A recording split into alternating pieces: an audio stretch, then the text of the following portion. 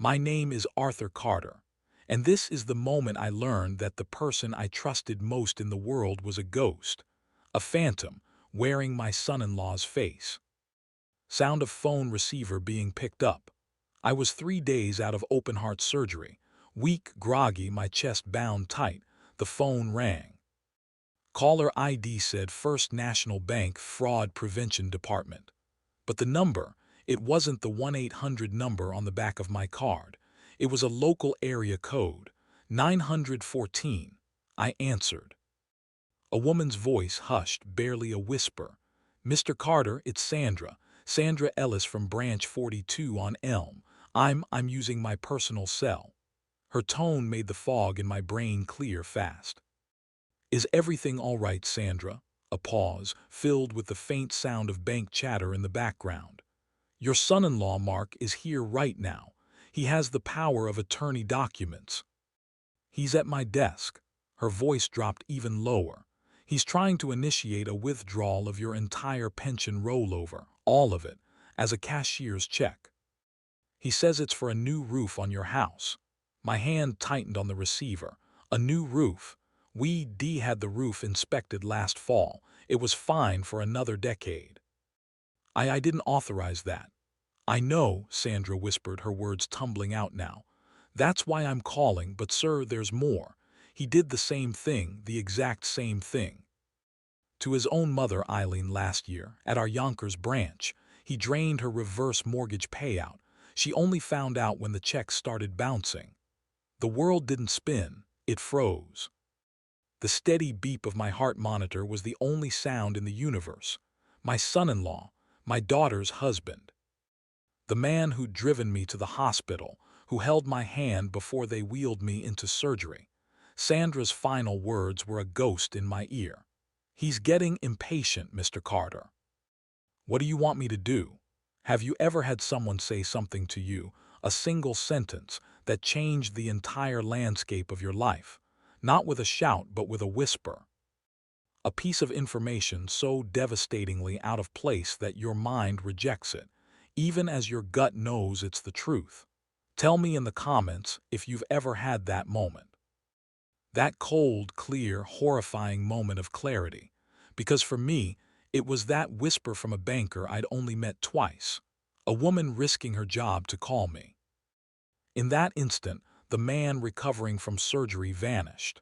And the man I used to be, the one who built a business, who provided, who trusted logic over sentiment, woke up. And he started investigating.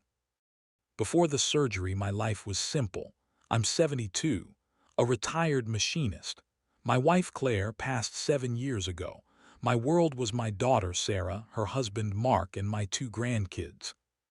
Mark was helpful, ambitious, a real estate agent whose business had hit a rough patch with the interest rate hikes, but he was always there. "Don't worry about a thing, Arthur," he'd say. "Focus on getting strong."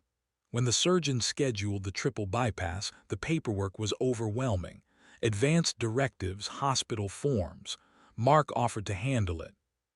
"It's what family does," he said. He brought over a stack of documents. One was a durable power of attorney. "Standard stuff, Arthur," he explained, his finger on the signature line.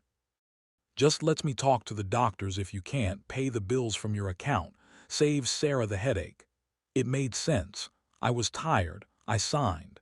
The first small betrayal came a week before surgery. He needed me to sign an amendment to the POA. "The bank's being bureaucratic," he sighed. "They need it specifically worded to allow for asset management and discretionary transfers to cover medical incidentals." It sounded like legalese. I trusted him. I signed it. That was the key he made. I just didn't know it yet. Lying in that hospital bed after Sandra's call, pain warring with adrenaline, I started my audit.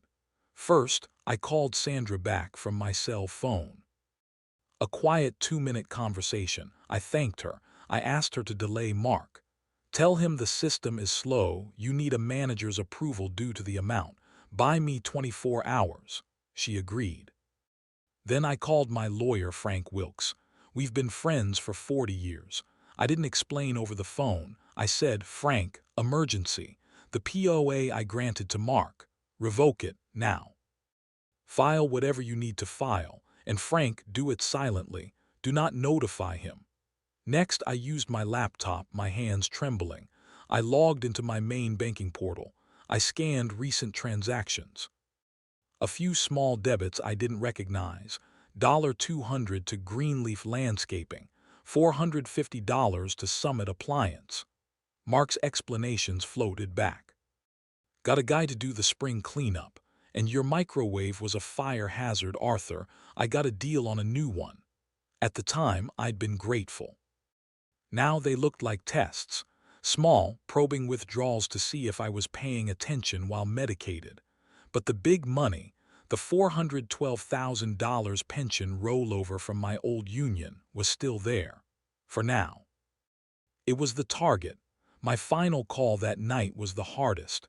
To Information for Yonkers, New York, I asked for the listing for an Eileen Pritchett, Mark's mother. I hadn't spoken to her in years. Mark always said she was difficult, preferred her independence. The phone rang 4 times.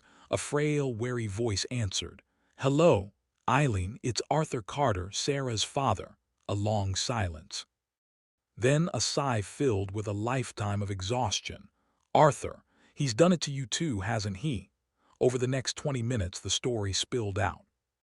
A similar script, a minor fall, a suggestion to get her affairs organized, a power of attorney. Then the liquidation of her reverse mortgage funds, $187,000, into a joint account for her care. The money vanished in 6 weeks. "He said it was for a specialized assisted living deposit," Eileen said, her voice cracking. "But the place had no record of us. He showed me fake brochures, Arthur, fake. By the time I got a lawyer, the money was gone. Spent on a boat, a Rolex. I was too ashamed to tell Sarah. He's my son. I just wanted it to go away." She gave me the name of her lawyer, who confirmed it all. A civil suit was ongoing, but Mark had hidden the assets. There was a police report, but it was filed as an intra-family financial dispute. Cops didn't want to touch it. I had a pattern. A predator who targeted his own family when they were vulnerable. I had motive, a failing business and a lavish lifestyle. I had the weapon, the POA I'd signed. But I didn't have proof of intent for my case. Not yet. He could still claim it was all a misunderstanding, that he was acting in my best interest. I needed him to commit the crime fully while I was watching. 2 days later, I was home. Mark visited, all smiles and concern. "How you feeling, champ? Need anything?" He was itching, I could see it. The money was on the line. I played my part. Weak, confused. "The bank called about some big withdrawal, Mark. A roof. Is there a leak?" His face was a masterpiece of concerned sincerity. "Arthur, I didn't want to worry you."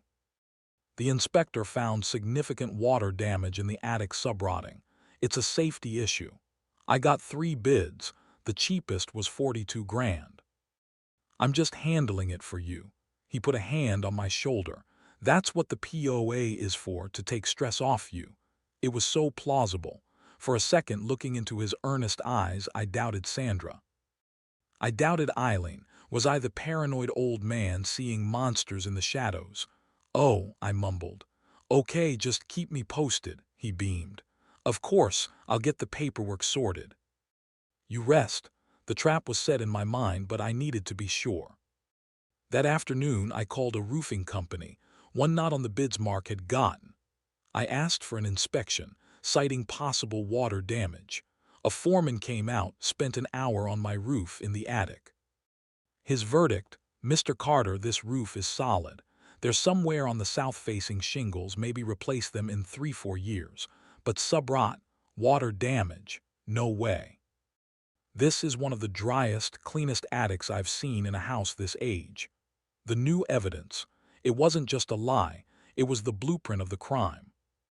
The roof was the fiction to justify emptying my account. The final piece of proof I needed to move from suspicion to certainty, and from defense to offense. I met with Frank and Sandra at my kitchen table. We laid out the battlefield. The revelation wasn't just greed.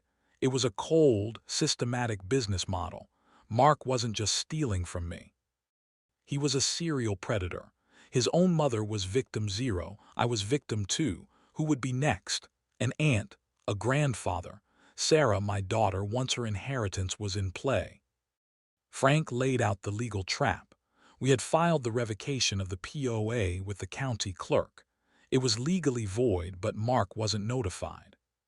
Sandra, working with her bank's internal security, had placed a hidden flag on my account. Any large withdrawal attempt would trigger a silent alarm and a mandatory 24-hour processing period. "Here's the play," Frank said, his glasses low on his nose. "We let him run. Sandra, you make it difficult, but ultimately, you capitulate. Tell him the cashier's check for the full $412,000 will be ready for pickup at 3 p.m. Friday. He has to show ID and sign for it himself," Sandra nodded. "And when he signs for a check under a revoked POA, that's felony attempted grand larceny. We'll have bank security detain him. I've already looped in our corporate fraud division. They'll have a direct line to the police." I looked at them both. "No," they stared at me. "The police come after," I said, my voice calm. "First he gets the check, or what he thinks is the check. Then he walks into a private office to verify the details. And in that office, it won't be a cop waiting for him. It'll be me. And it'll be Sarah." Frank's eyes widened. "Arthur, you can't confront him alone. I won't be alone. Sarah will be there. She needs to see the proof. She needs to hear it from him, in a controlled setting, with his signed fraud attempt in my hand. The legal trap springs after the family trap. He needs to lose everything in that order: his wife, his freedom, his reputation. It was cruel, it was necessary, it was justice." Friday, 2:55 p.m. I sat in a plush, soundproof office adjacent to the main lobby of First National Bank, Branch 42. With me was Sarah, pale and confused. "Dad, what is this? You said it was a financial planning meeting." "It is, honey," I said softly, placing a folder on the table. "It's about planning for the future." Our future. Through a one-way mirror, we watched the lobby. Mark swaggered in, wearing the suit I'd bought him for his last birthday. He went straight to Sandra's desk. He was all smiles, all confidence. We couldn't hear them, but we saw the pantomime. Sandra's professional nod, her retrieval of a large, official envelope, Mark signing the electronic pad. The check was in his hand. His face lit up with triumph. It was the look of a man who believed he'd won. Sandra then gestured toward the office where we sat. A slight frown from Mark, then a shrug. More paperwork. He followed her. The door opened.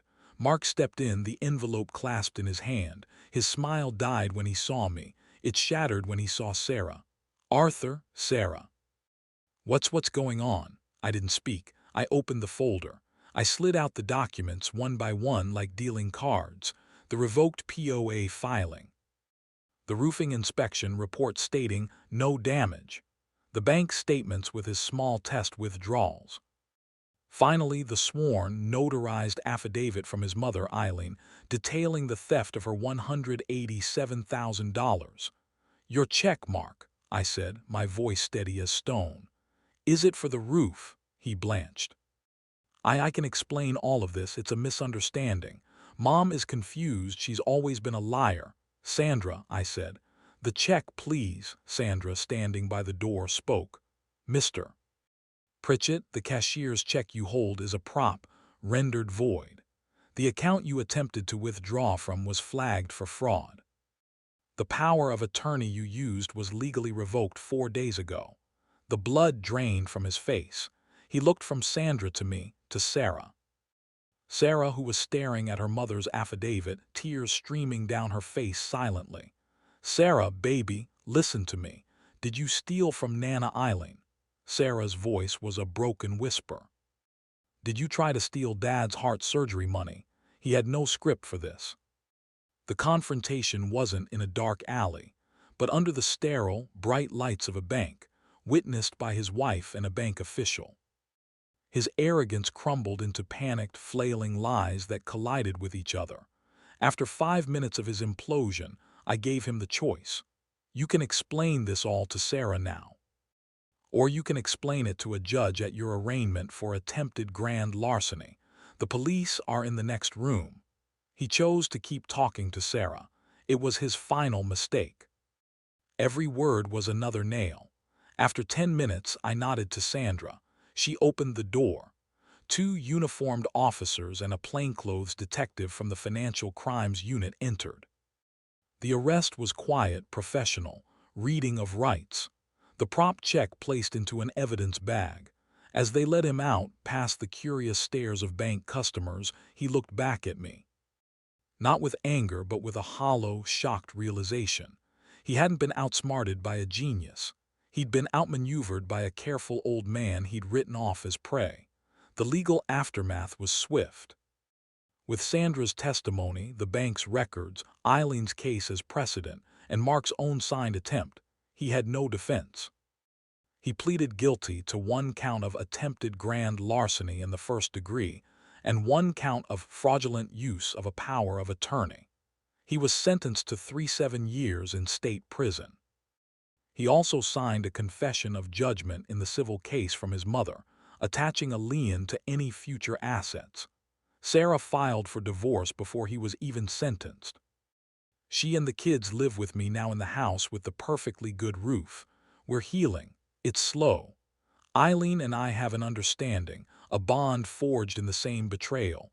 We talk every Sunday. And my pension, it's safe. Moved to a new institution with new safeguards. Frank is my sole point of contact for any legal authority. Slight pause, direct to camera. What did I learn? Sometimes the people closest to you aren't your sanctuary. They're the ones studying the blueprint, looking for the weak point. Trust isn't a blanket you give someone. It's a tool, and in the wrong hands, any tool can become a weapon. My revenge wasn't screaming or violence. It was silence. It was patience. It was using his own weapon, the paperwork, the lies, the greed, and turning it back on him in a bright, public room where the truth had nowhere to hide. Be careful who you give your keys to, even if they call you family. If you've ever had a feeling that something was wrong, even if you couldn't prove it, listen to that feeling. It might be the only warning you get. Share your story below. And until next time, this is Arthur Carter. Be well and be wise.